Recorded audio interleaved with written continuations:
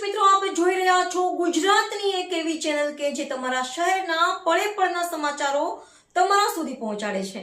સ્વાગત છે આપનું A1 અભિક્રાઇમ ન્યૂઝમાં. હું છું એન્કર અર્પિતા પટેલ.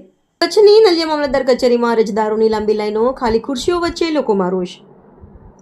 અબડાસા તાલુકાના મુખ્ય મથક નલિયા ખાતે આવેલી મામલતદાર કચેરીમાં જાતિના અને આવકના દાખલા મેળવવા માટે રોજ મોટી સંખ્યામાં લોકો ઉમટી રહ્યા છે. જોકે કચેરી બહાર અને અંદર અરજદારોની લાંબી લાઈનો જોવા મળતી હોવા છતાં સંબંધિત વિભાગોમાં કર્મચારીઓની ગેરહાજરી અને ખાલી ખુરશીઓના દ્રશ્યોને કારણે લોકોમાં ભારે રોષ ફેલાયો છે. અરજદારોના જણાવ્યા મુજબ વહેલી સવારથી જ લોકો દાખલા મેળવવા માટે કચેરીએ પહોંચે છે, પરંતુ કલાકો સુધી રાહ જોવી પડે છે. ઘણા લોકોનું કહેવું છે કે ઓફિસમાં ખુરશીઓ ખાલી જોવા મળે છે, છતાં જરૂરી કામગીરી માટે જવાબદાર કર્મચારીઓ સમયસર હાજર ન હોવાથી અરજીઓનો નિકાલ ધીમે પડી રહ્યો છે. ખાસ કરીને દૂરના ગામડાઓમાંથી આવતા ખેડૂતો, વિદ્યાર્થીઓ, મહિલાઓ અને વડીલોને ભારે હાલાકીનો સામનો કરવો પડે છે.